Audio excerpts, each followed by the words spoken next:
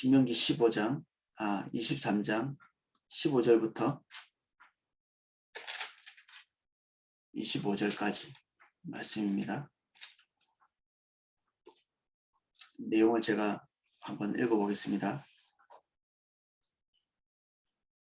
종이 그의 주인을 피하여 내게로 도망하거든 너는 그의 주인에게 돌려주지 말고 그가 내 성읍 중에서 원하는 곳을 택하는 대로 너와 함께 내 가운데에 거주하게 하고 그를 압제하지 말지니라. 이스라엘 여자 중에 창기가 있지 못할 것이요 이스라엘 남자 중에 남창이 있지 못할 것이니 창기가 번 돈과 개 같은 자의 소득은 어떤 소원하는 일로든지 내 하나님 여호와의 전에 가져오지 말라. 이들은 내 하나님 여호와께 가증한 것임이니라. 내가 형제에게 구워주거든 이자를 받지 말지니 곧 돈의 이자, 식물의 이자, 이자를 낼 만한 모든 것의 이자를 받지 말 것이니라. 타국인에게 내가 구워주면 이자를 받아도 되거니와 내 형제에게 구워주거든 이자를 받지 말라.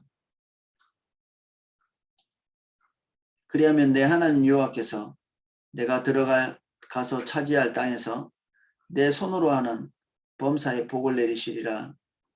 내 하나님 여호와께 서원하거든 갚기를 더디하지 말라. 내 하나님 여호와께서 반드시 그것을 내게 요구하시리니 더디면 그것이 내게 죄가 될 것이라.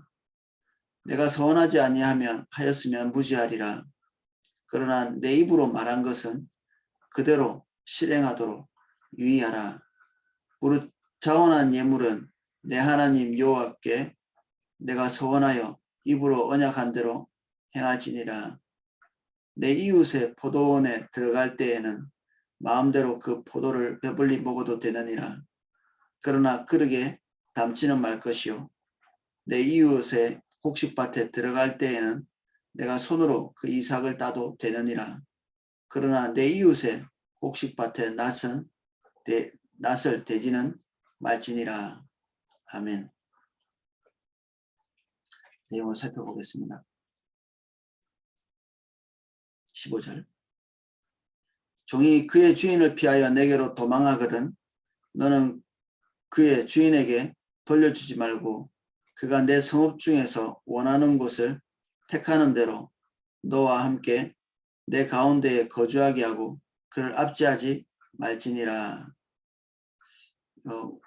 이 법은 고대 근동에 있었던 모든 법과는 완전하게 대치되는 것입니다.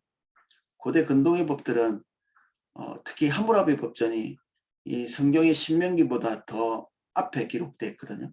더 먼저 있었던 법입니다. 그 법에 보면 도망친 노예는 반드시 주인에게 돌려주라 이렇게 되어 있습니다. 함무라비 법정에만 그렇게 되어 있는 게 아니라 고대 근동에 이게 보편적인 거였죠. 성경은 그 모든 법을 거슬려서 돌려주지 말라고 되어 있죠. 그래서 이 종에 대한 이 이해가 고대 근동에 있는 모든 국가들과 이스라엘이 달랐던 걸 볼 수 있습니다. 하나님께서 보시는 관점이 달랐다는 얘기죠. 이 종은 범죄를 하거나 또는 자기의 그 허물 때문에 문제가 있어서 도망친 그런 노예들이 해당되는 것이 아니죠. 이 사람들은 주인의 혹독한 처우 그런 것들을 피해서 어쩌면 생존을 위해서 도망쳤을 수 있겠죠. 그러면 그가 다시 돌려주면 그의 삶에 닥쳐올 것은 이제 죽거나 아니면 이 일반적으로 행해지던 것처럼 팔이나 다리를 절단하거나 뭐 이런 징벌을 가했다고 하거든요. 이렇게 되면 이제 죽음에 내어주는 거죠. 이 노예를. 그래서 이방에서 왔든지 간에 어떻든지 간에 제 주인에게 돌려주는 그런 일을 하지 말라고 이렇게 돼 있죠. 이것과 조금 이제 확장해 가지고 이스라엘 백성들이 이방의 침입을 받아 가지고 하나님의 심판을 받은 거죠. 우리가 이것보다 훨씬 후대에 있는데 그래서 에돔이나 그 주변 국가로 이제 도망칠 거 아니겠어요? 전쟁이 났으니까. 그때 그 도망친 피난민들을 잡아다가 다시 적국에 넘겨주는 그런 일을 행동을 한 그 주변 이방 국가들이 있었거든요. 하나님께서 선지자들을 통해서 그들의 행동에 대해서 아주 이게 극렬하게 비판하고 계십니다. 그러니까 위기에 처한 사람들이 생존하기 위해서 도망칠 때 그들에 대해서 문을 걸어 닫고 그들의 그 위기에 대해서 반응하지 않으면 하나님께서 그 부분을 악하게 보시는 거죠. 그 저번 정권이 그 탈북자들이 이렇게 넘어왔을 때 그들 다시 돌려보내는 그런 일, 중국이 지금 그렇게 하잖아요. 탈북자들이 이렇게 중국으로 넘어오면 그들 다시 돌려보내는, 잡아서 체포해서 다시 북한으로 보내는. 그럼 어떻게 되겠습니까? 뭐 말 하나 말하죠. 이게 하나님께서 굉장히 밉게 보시는 그런 내용이죠. 그 국가가 하나님 축복받지 못합니다. 하나님 앞에서. 그 독일의 메르켈 총리 이야기를 종종 하는데 그 이방인들이 이렇게 넘어왔을 때 전쟁을 통해서 탈출해가지고 자기 국가를 탈출해서 넘어왔을 때 독일이 제일 먼저 수용해 주거든요. 그걸 통해서 어떤 문제들이 발생하기도 하죠. 그런데 그때 이제 국내법에 따라서 처리하면 되는 것이죠. 그들의 징벌할 사항이 있을 때는 그들이 국가를 넘어서 이스라엘 백성들 안에 들어왔을 때는 하나님께서 말씀하신 대로 이스라엘 사람들에게 적용하는 그 법을 동일하게 다 적용하는 것이죠. 범죄를 했을 때는 징벌을 가하고 또 하나님의 백성들이 지켜야 될 모든 것들은 같이 지키도록. 그래서 이스라엘 공동체 안에서 행해야 될 의무, 이 모든 것들을 다 한다는 전제 안에서 수용하고 받아들여 주는 거죠. 그래서 이런 부분들은 우리 개인이 해야 될 일이기도 하면서도 국가 공동체가 해야 될 일이기도 하고 그렇죠. 그런데 이 대원리를 우리가 머릿속에 집어넣어 놓는 게 좋겠죠. 모든 상황에서 적용할 수 있는 거죠. 진짜 공공한 그 사람에 대해서 부관심하다. 우리 사마리아법이라고 있는데 얼마 전에도 그 뉴스에 어떤 여자가 성폭행을 당할 위기에 있는데 주변에 있는 사람들이 아무도 도와주지 않은, 사람들이 다 이게 보고 있었는데도 도와주지 않은 그런 사건이 있었거든요. 외국에. 이런 부분들은 그 자리에 있는 사람들이 징계받죠. 하나님 앞에. 올바르지 않습니다.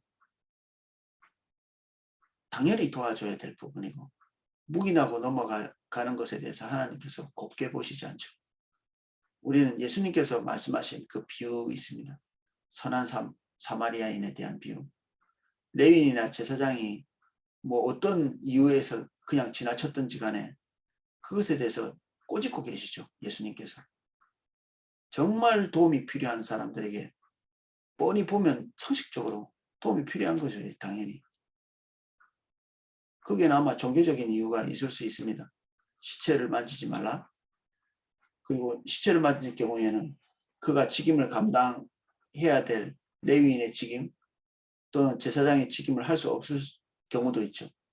근데 이런 것들을 다 포함해 가지고 지금 현재 고통당하고 있는 자들에 대한 관심을 보이지 않는 것, 그것은 이제 악하게 보시는 거죠. 하나님께서. 그래서 타인의 처지에 대해서 공감하지 못하는 것이 이런 그 규정을 위반하는 첫 출발이 됩니다. 공감하지 못하는 것. 타인의 고통에 대해서 공감하지 못한다. 종교성은 굉장히 막 부자비할 정도로 대단한데 타인의 고통에 대해서 무디고 이해력이 떨어진다. 예, 그러면 우리는 올바르지 않은 것입니다. 이 타인의 고통에 대해서 민감한, 거기에 대해서 반응을 하는, 상대방의 필요가 잘 보이는, 이것이 하나님의 백성에게 요구되는 그런 요소들이죠. 주님이 기대하시는 바이기도 하고.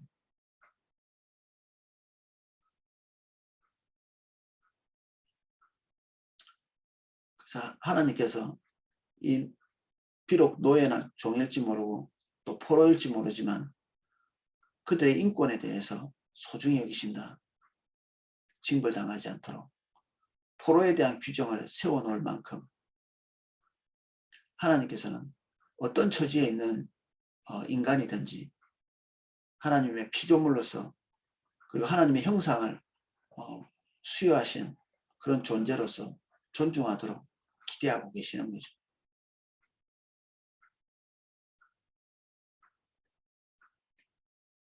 17절 이스라엘 여자 중에 창기가 있지 못할 것이요 이스라엘 남자 중에 남창이 있지 못할지니 창기가 본 돈과 개 같은 자의 소득은 어떤 소원하는 일로든지 내 하나님 여호와의 전에 가져오지 말라.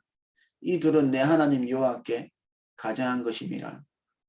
그 가나안 땅에 흔히 있었던 성전에서 그들의 신을 섬기는 행위로서 성행위를 했던 자들, 이런 여자 창기나 남자 창기나 둘 다 이스라엘 안에 거주하지 못하도록 하고 있습니다. 두 가지 죄를 다 범하는 거죠. 음란의 죄를 범하고 동시에 우상숭배의 죄를 범하는 자들, 이러한 자들, 이 둘 중에 하나만 해도 이들은 사형에 해당하죠.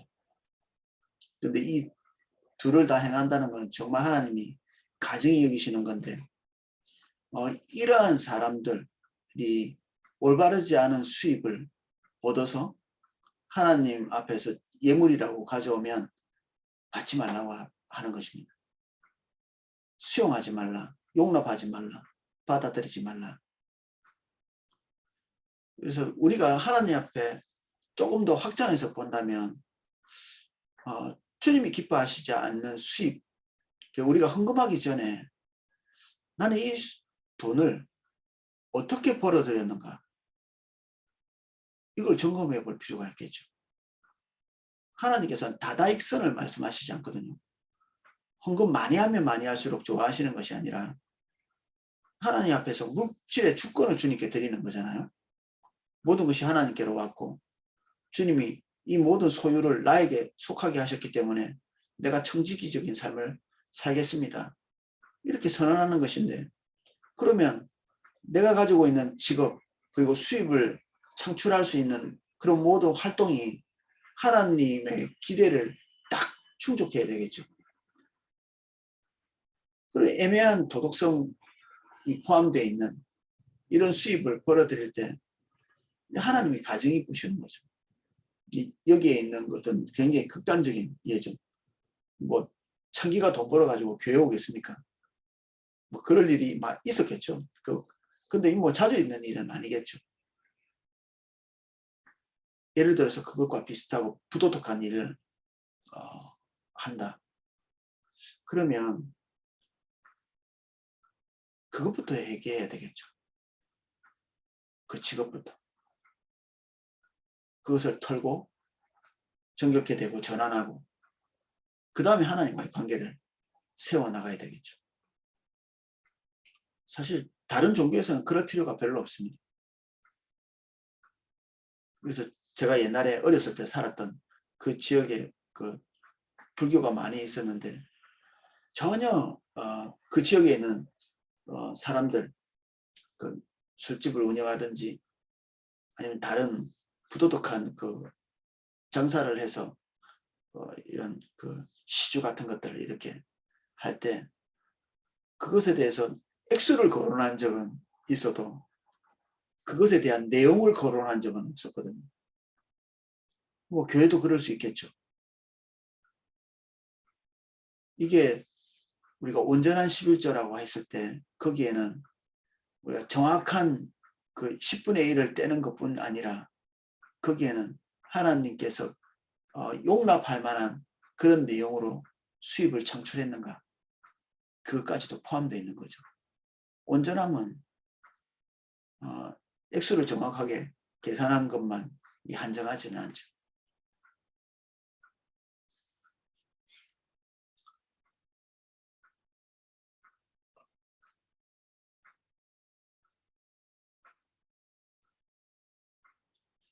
내가 19절 내가 형제에게 구워주거든 이자를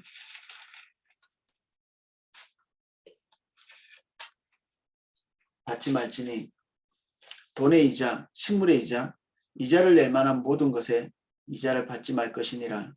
타인에게 내가 구워주면 이자를 받아도 되거니와 내 형제에게 구워주거든 이자를 받지 말라. 그리하면 내 하나님 여호와께서 내가 들어가 차지할 땅에서 내 손으로 하는 범사에 복을 내리시리라. 제가 청년 때 이 구절을 읽고 직장에 있는 어떤 사람이 돈을 좀 빌려달라고 이렇게 했는데 돈을 빌려주고 이자를 받지 않은 기억이 있거든요. 근데 지금은 이제 후회합니다. 그 이자 안 받, 그 이방인일 뿐 아니라 동시에 지금 여기에서 말하고 있는 이 구워주고 이자를 받지 말라는 것은 거의 구제의 목적이죠. 그의 생계에 중대한 타격이 왔을 때 불가피하게 이런 그 양식이나 돈을 빌려야 할 경우에 이러한 부분들에 대해서 이자를 더해 받으면 그들의 생계에 더 큰 짐을 지우는 거죠. 그래서 받은 만큼 다시 되돌려 받는 이런 것들은 뭐 합당한데 이스라엘에 이렇게 구제책 중에 여러 개가 이렇게 있는데 이제 밭에 있는 그 모퉁이에 있는 타작 이게 추수하지 않은 어떤 부분 그런 부분들을 남겨둔다든지 포도원의 어떤 부분을 남겨둔다든지 그리고 안식년에 저절로 난 곡식들에 대해서 추수하지 않는다든지 그리고 잊어버리고 이게 타작을 또는 이게 추수를 하지 못했던 어떤 부분이 생각난다든지 그래서 이런 장치들과 함께 여기에 공부한 사람들이 그것도 이제 생계에 어떤 방편이 되지 못할 때 이제 꾸러 올 수밖에 없는 거죠. 그러면 그들에게 이자를 받지 말라. 예수님께서는 이런 비유를 한번 하신 적이 있죠. 종들에게 이렇게 돈을 이렇게 나눠줬는데 어떤 한 종이 그 돈을 땅에 묻어놨죠. 장사하지 않고. 예수님이 그 종에게 그렇게 얘기합니다. 네가 장사를 안 하려면 차라리 이 돈을 다른 필요한 사람에게 빌려줘서 이자나 좀 받을 수 있도록 하지 그랬냐. 예수님께서 이 비유를 드시면서 거기에 암묵적으로 들어있는 내용이 이자를 허용하는 내용이죠. 그러니까 상업행위를 하기 위해서 더 많은 이윤을 창출하기 위해서 돈을 빌릴 때 이자를 받을 수 있는 것입니다. 여기에 타국인에게 구워주면 이자를 받아도 되거니와 이렇게 얘기했는데 이게 타국인과는 이런 상업행위, 사고 팔고 무역하고 이런 것들에 더 많은 이윤을 창출하기 위해서 돈을 빌려주는 그런 경우죠. 그러면 이자를 받아도 가하다. 내 돈을 썼으니까 비용을 받는 게 당연하죠. 돈을 쓴 거기 때문에. 그 앞에 말했던 이자는 생계를 위해서 꾸러온 자에게 거기에 더 큰 짐을 지우지 말라는 얘기고 뒤에 이 허용치는 우리가 이자를 받아도 가한 것이죠. 그래서 이게 지나친 확대해서 하나님의 말씀에 대해서 우리가 걸음을 너무 많이 빼면 좀 오류가 발생할 수 있죠. 뒤에 나오는 포도원이나 그 곡식밭에 들어가서 배가 고파서 조금 먹는 이런 것도 확장 해석과 관련이 있는 것입니다. 21절 내 하나님 여호와께 소원하거든 갚기를 더디하지 말라. 내 하나님 여호와께서 반드시 그것을 내게 요구하시리니 더디면 그것이 내게 죄가 될 것이라. 내가 서원하지 아니하였으면 무지하리라. 그러나 내 입으로 말한 것은 그대로 실행하도록 유의하라. 무릇 자원한 예물은 내 하나님 여호와께 내가 서원하여 입으로 언약한 대로 행하지니라. 그래서 입으로 내가 하나님 앞에서 어떤 시간 그리고 내 몸, 내 재물에 대해서 약속했다면 그것은 반드시 실행에 옮겨야 되죠. 야, 구약 성경은 정말 엄격하구나 뭐 이렇게 생각하실 수 있는데 이건 고스란히 신약 성경에 기록되어 있는 그 아나니아와의 삽비라의 이런 그 사건에 해당되기도 합니다. 그들이 하나님 앞에서 서원하고 서원 안 해도 되는 그런 문제였죠. 땅을 팔아서 교회에 헌금하는 이것은 그거 해도 되고 안 해도 되고 하는 문제였는데 하겠다 했다 그리고 전부 다 팔았다 이렇게 얘기하고 일부를 남겨두는 것, 이것은 교회와 성령을 속이는 거죠. 이게 지금 하나님 앞에서 내가 어떤 부분에 대해서 약속을 했는데 지키지 않는다, 하나님을 속이는 거죠. 이런 소원은 안 해도 됩니다. 왜 이런 소원을 할까요? 사람이 하나님과의 개인적인 관계 안에서 결정한 것이 아니라 주변의 눈, 다른 백성들과 어깨를 나란히 하고 싶은 이런 충동, 뭐 그런 것이 원인이 될 수도 있겠죠. 근데 이런 그 소원이나 허물은 하나님과의 나와의 관계를 기반으로 해서 하는 것들이죠. 이런 기반이 없으면 헌물, 헌신, 서원 아무짝에도 소용없는 거죠. 이 모든 것이 하나님과 나와의 관계를 닫는 것이기 때문에 그렇습니다. 이런 그 소원들을 제대로 지키지 않는다. 그러면 하나님을 모독하는 거죠. 그래서 이건 큰 범죄에 해당되는 것입니다. 소원 해놓고 지키지 않는 것. 사람끼리도 마찬가지죠. 약속해놓고 지키지 않는 것. 그럼 그 사람은 이제 사람 사회에서는 매장되겠죠. 그런데 한 발 더 나가보면 자기 자신과의 약속을 지키지 않는 것도 대단히 자신에게 해롭습니다.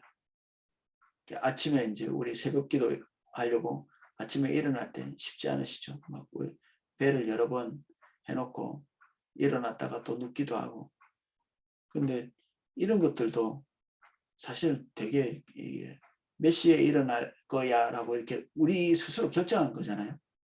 이게 뭐 하나님 앞에 범죄는 아닌데 이게 우리의 그 정서에 좋지 않다고 합니다. 그냥 자주 이렇게 미리미리 이렇게 끼워가지고 일어나는 것보다는 단번에 일어나는 게 우리의 정서와 그리고 인격 형성에 훨씬 더 좋고 그 몸에도 좋다고 하거든요. 그래서 나 자신과의 약속도 반복해서 어기면 우리가 망가지게 돼 있습니다. 뭐 우리 흔히 다이어트 같은 거 차라리 계획을 안 하는 게 좋습니다. 아예 못 지킬 것 같으면. 이게 하겠다고 하고 안 하잖아요. 그러면 자기 자신에 대한 불신감이 대단하거든요. 그래서 우리가 건강한 삶을 이것을 반복할 때 건강한 삶을 살기가 어렵죠.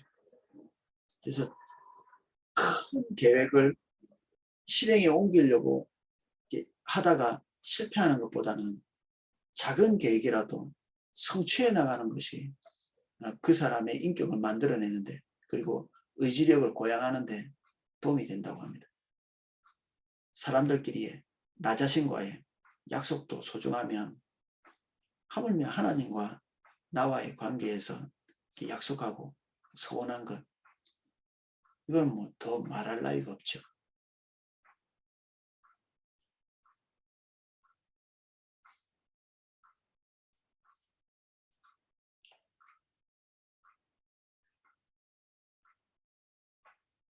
(24절) 내 이웃의 포도원에 들어갈 때는 마음대로 그 포도를 배불리 먹어도 되느니라.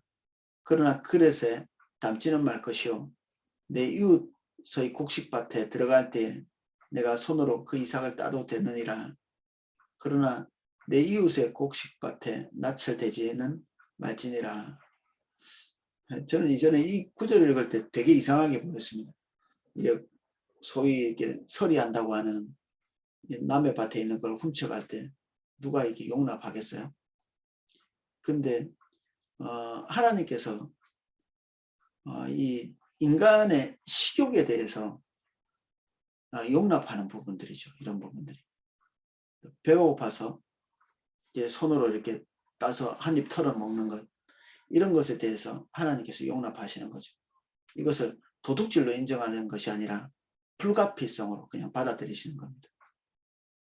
뭐 굶어 이게 줄여 죽을지라도 남의 거 손대면 안 되지, 이렇게 하는 것은 과잉적용이죠. 그래서 이스라엘 백성 안에는 누군가가 자기 밭에서 이 일꾼을 고용했는데 거기에서 포도를 따다가 포도를 한 입 먹는다든지, 그리고 곡식을 추수하다가 그것을 비벼서 입에 털어넣는다든지, 이런 거에 대해서 도적질을 하지 말라는 이 규정을 과잉 적용하지 않도록 요청하는 구절이라고 볼 수 있습니다. 그런데 여기에 한 발만 더 나가면 탐욕이 섞일 수 있겠죠. 남의 것을 함부로 그릇을 가지고 와서 나오는 이 도구를 사용하게 되면 더 많은 양을 담겠죠. 먹어봤자 사람이 얼마 먹지는 못하죠. 뭐 포도도 뭐 2송이 먹겠습니까? 많아봤자 그렇겠죠. 한 송이 먹고 나면 아마 의욕이 사라질 거거든요. 밀도 마찬가지입니다. 이렇게 가서 어느 정도 먹고 나면 집에서 먹는 뭐 제대로 된 음식이 아니라면 이것을 먹어야 될 상황이면 대단히 시장한 사람이죠. 그런 어떤 인간의 그 기본적인 욕구에 대해서 하나님께서 이해하고 관용하고 계시죠. 우리 앞에 전쟁 포로를 잡았을 때 하나님께서 절대 손도 대지 마, 아무리 이쁘게 보여도, 이렇게 말씀하시는 게 아니라 그들이 가지고 있는 이 인간적인 욕구에 대해서 차단보다는 일정한 규정들을 세워서 그들이 혹독하게 그 본능들을 막는 그런 일을 하나님께서 하시지 않는 거죠. 그래서 이런 규정을 따라서 그 포로의 인격이 보호되고, 그리고 앞으로의 삶이 계속해서 명예롭게 지켜질 수 있도록 장치를 한 다음에 이런 것들을 허용하고 계시는 거죠.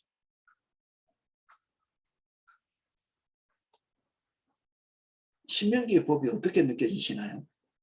이런 것들을 볼 때 저는 구약 성경이 정말 인간에 대해서 더할 나위 없이 자비롭구나, 인간에게 정말 혹독한 인내를 요구하지 않는 하나님의 법이 그렇습니다. 인간 안에 있는 식욕, 성욕 또는 영예욕, 그리고 당연히 필요를 채우고자 하는 그런 욕망들, 지금 즉각 우리에게 필요한 필요들을 채워야 되는 이 욕구에 대해서 하나님께서 무자비하게 덮어놓지 않죠. 왜냐하면 하나님께서 인간 스스로 자기 자신을 지탱할 수 있는 기본적인 욕구들을 이렇게 부어 놓으신 거거든요. 정결한 삶을 산다는 것이 혹독한 인내를 요구하지는 않습니다. 하나님이 그런 것들을 요구하신다면 인간 안에 있는 모든 욕구를 같이 넣어두신 그것과 상충되는 일이겠죠. 그래서 많은 사람들이 구약 성경에 대해서 너무 지나친 거 아니야? 너무 혹독한 거 아니야? 이런 생각을 하는 경우도 있죠. 뭐 가나안 땅에서 이 전쟁의 그 어떤 무자비함이라든지, 그리고 예언서에 나타나고 있는 하나님의 그 분노, 이런 것들은 이스라엘 백성들 안에 있는 죄의 심각성을 보지 않으면 제대로 하나님의 그 이런 태도나 규정들을 이해할 수가 없습니다. 모든 하나님께서 말씀하신 이런 어떤 우리에게 두려움을 안겨다 주는 그 이전의 그 배후를 우리가 좀 들여다볼 필요가 항상 있는 거죠. 성경을 통해서. 그래서 이 신명기를 읽어가면 읽어갈수록 우리의 인격이 또 종교적으로 딱딱해지는 게 아니라 더욱 부드러워지고, 그리고 타인에 대해서 종교적인 그 의무감을 산더미같이 지워주는 게 아니라 도리어 상대방에게 자유를 주고 그리고 풀어주고 관용하고, 우리가 주님께 배웠다면 그렇게 해야 되는 거죠. 상대방의 욕구, 그 상대방의 필요, 그리고 상대방이 나의 영역에 들어와서 어느 정도는 피해를 끼칠 만한 것들을 용납하는 것입니다. 그래서 우리는 서구에서 배운 것들이 있습니다. 그 개인의 그 영역의 침범에 들어오는 것을 극히 불쾌하게 생각하는, 자신의 삶을 조금 더 이렇게 열어두지 않는, 그러면 교회 안에서 한 몸 되는 것은 불가능합니다. 신앙생활은 교회를 중심으로 해서 일어나거든요. 근데 한 개인이 자신의 삶을 열지 않는다, 그 사람은 병들게 되어 있습니다.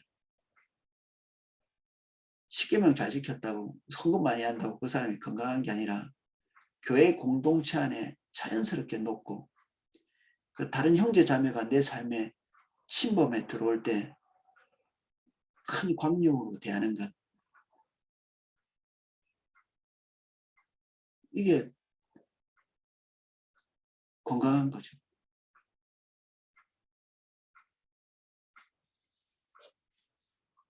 그래서 다른 지체들이 나를 너무 조심해야 된다, 너무 많이 저 사람한테 실수하면 큰일 날 것 같아, 이런 이미지를 우리가 다른 지체들에게 주고 있다면 우리는 좀 돌이켜봐야 될 필요가 있습니다.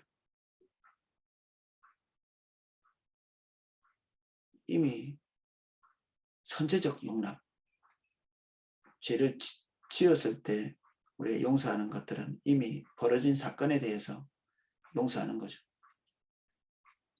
근데 어느 정도 선에서 우리가 형제가 우리에게 불편함을 끼친다든지, 여기 보면 제산산에 손해가 나겠죠. 일꾼이 한 10명 들어왔는데 배고프다고 다 먹으면 그 양도 뭐 적지 않을 것 같거든요. 근데 이런 부분에 대해서 하나님 앞에 서 있지 않으면 관용하기가 어렵죠. 손해에 대해서 아주 기분 나빠하면서 이런 것들을 제한하기 십상이겠죠. 그래서 좀 뭔가를 이렇게 가지고 있다든지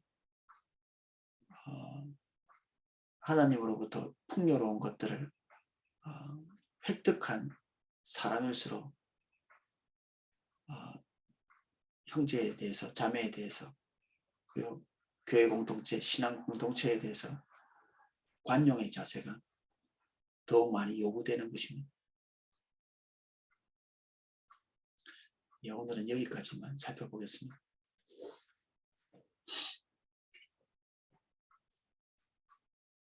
주님, 우리가 주님을 알아갈수록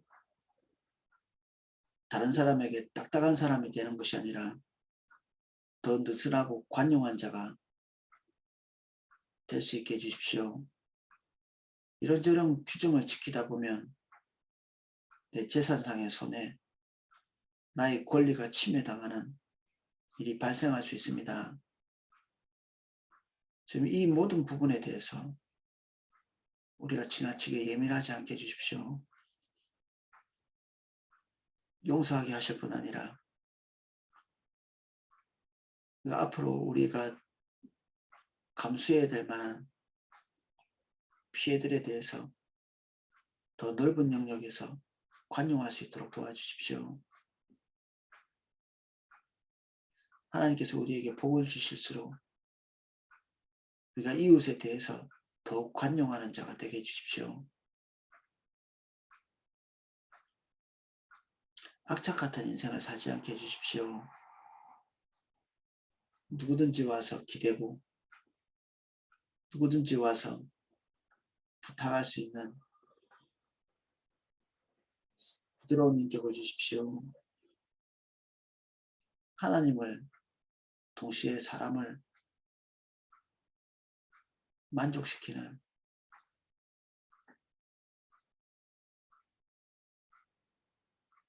주님, 우리의 삶을 새롭게 해주십시오.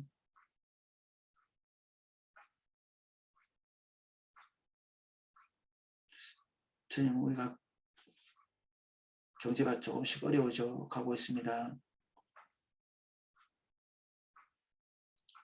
우리가 이때 인색한 사람이 되지 않도록 도와주십시오. 우리가 베풀어야 될 자들에게 관용의 사람이 되게 해주십시오. 상대방의 필요를 보는 자가 되게 해주십시오. 상대방의 배고픔과 그의 기본적인 인간의 욕구에 대해서 이해하고 배려할 수 있는 은혜를 주십시오.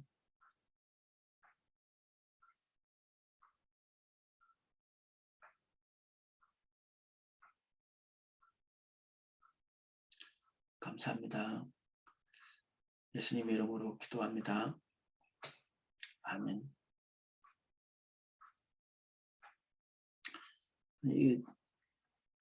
기도하면서 또 그것도 좀 포함되는 것 같아요.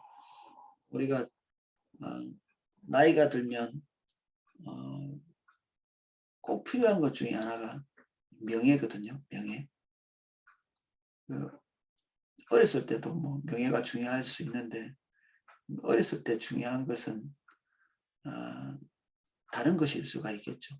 뭐 육신의 정욕, 그리고 먹는 것, 그리고 뭐 돈, 이런 것이 중요할 수 있는데 나이가 들어갈수록 명예가 훼손되는 것을 잘 견디기 어렵죠.